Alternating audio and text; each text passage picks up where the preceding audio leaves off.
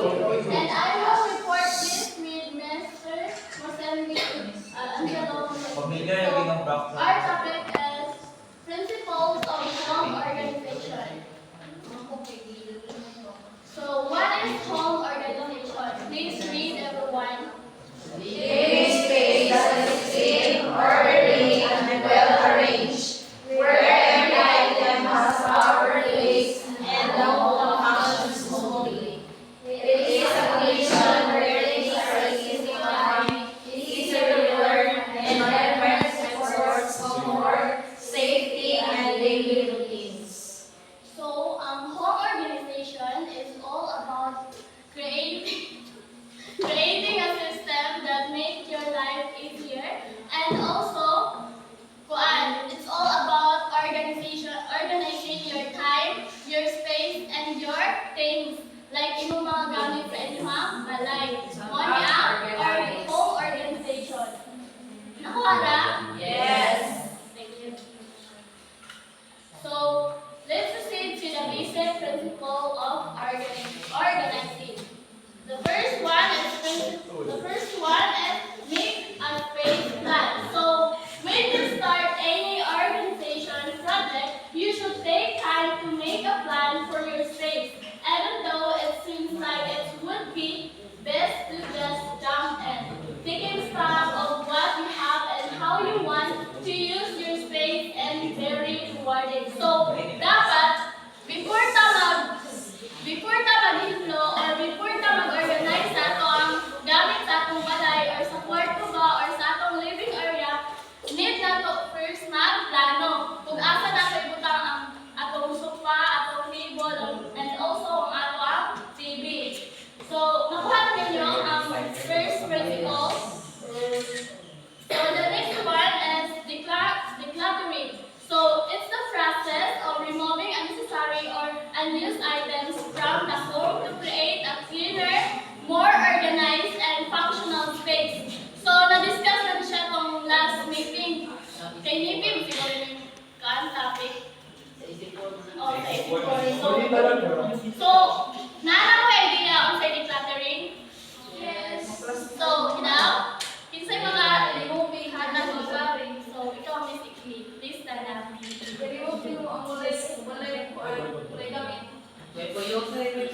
So, ang decluttering is mabang gingon ni Miss Ikli na murag segregate nimo ang imong mga gamit kung asa ang gamiton nimo o dili na nimo gusto gamiton or imo nang i-donate and i-give. So, I have a tip for decluttering your home or your things. So, first one is find the right time to start. So, kailangan gud na magplano ta og ganus at mag-start kay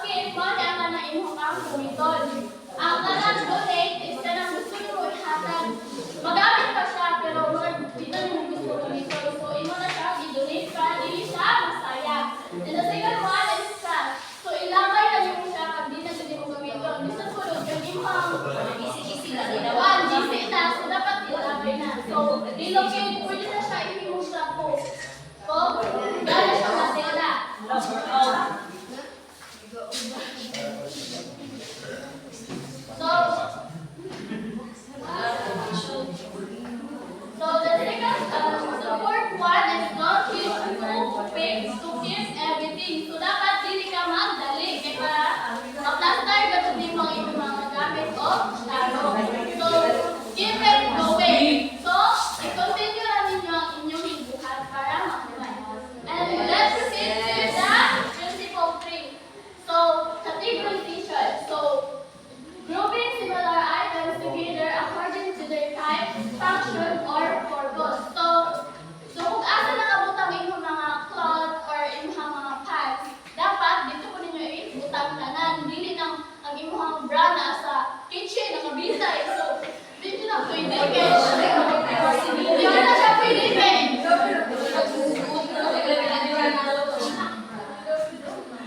So, magkabumot tayo ng gamit, dili na siya. Kung dili na organize, magkabot mo o pagkita.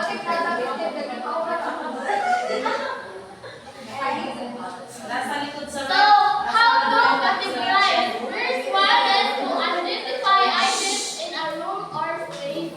So, dapat pinakita ninyo kung sa panibutang, ano panibutang. So, sa kitchen na siya ibutang and dapat ano siya nakasiparit ng spoon of pork. Pork.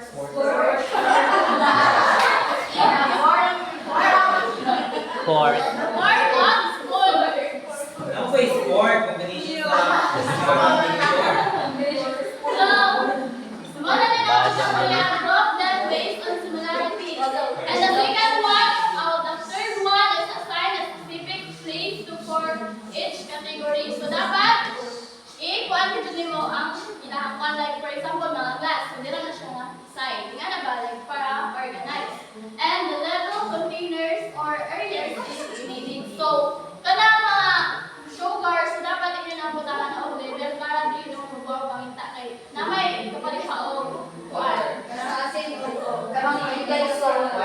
na.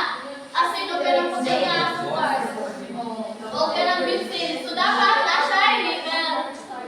Kuha na ba ninyo? Kung wala yung label, Yun ang guys. So let's proceed to principle 4 is arrangement. So please read everyone kay walang sapa naman. Strategy placing items in a way that maximizes space and functionality so that the space becomes easy to use, comfortable, and visually pleasing. So, pag mag-arrange mo, dapat kuhaan mo sa inyong area. Kaya kung gamay na inyong place, dapat gamay na inyong mga decoration nila. Kaya dili mo pwede mag-design super dako nila mga plan. So, dili sila siya kuhaan. Dili siya ma-stress mo magtanaw wala sa peace of mind. So, the key ideas of arrangement is put items in a proper order based on their size, shape, or frequency of use or function. So, kung mag-arrange mo, dapat, kung kuhaan, like, dapat na siya yung function. Dapat logical siya kung like, for example, books. So, dapat, kung asa mo dapat magtapay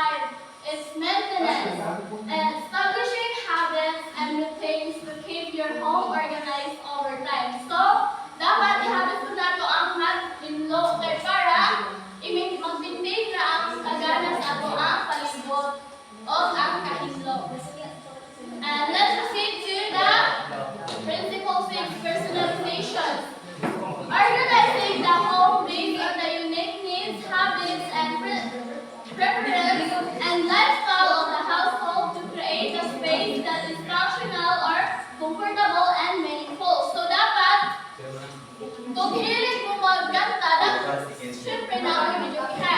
Kung sa ilang room or sa ilang kwarto, kung hiling mo magbasa, namin mga libro o naka-organize na siya based sa ihang size o sa uban pa. And kita may mga katalo example sa personalization. Yung basically, Personalization like study table. At kumalik ka lang study. so kung asa ang iyong study table, narito ang iyong mga school supply. Kaya para dili lang mo maghanap ka kung asa ni buta. So let's proceed to the principle 7, accessibility. So ensuring that frequently used items are easy to reach and less used items are stored farther away. So like for example, kanang sa kitchen. So, dapat kanang mga butang-butang mga sugar or mga bottle, dapat walay nakasagod ra nga dili lang yung kailangan. Dapat ang nadara is ang maka-arrange niya nga area is mga needs lang kadyo ninyo nga. Kanang walay isang ganit like organize lang siya and dapat na siya visual appealing. Dapat sa inyong cabinet, sa inyong kitchen, iikot nga kami sa taas. Isot na nito ang ton. Mga example lang yun sa mga dali pa siya makuha, dali lang yun. Yes. Dapat kuan na doon ko kay kailangan ng oray na dili na mabutang-butang pa daghan. Sensible aid. Sensible aid, safety and cleanliness. So, organizing the home in a way that prevents accidents and keeps the environment healthy and sanitary. So, dapat mag-arrange ka din mo upuan. Nahanaan mo din yung sakto ba nga. Utang na sa taas ang kutsilyo. So, di nyo na pwede utang sa taas ang kutsilyo. Kaya like for example, mahulog na or wala na tayo pagkabutang, na possible na pati ikaw ma-accidente. So, dapat makakapingon sa inyo kanina, plan. Magplano o kung saan pag-organize. And also, dapat mag-hindot na permit kay dili. Puro na ta-organize, puro na ta-arrange. Pero ang ato ang table, ang atong gasanag nato is hugaw. Yelo-yelo na. So, dapat mag-hindot na. So, thank you. That's all my topic. And next time, will continue.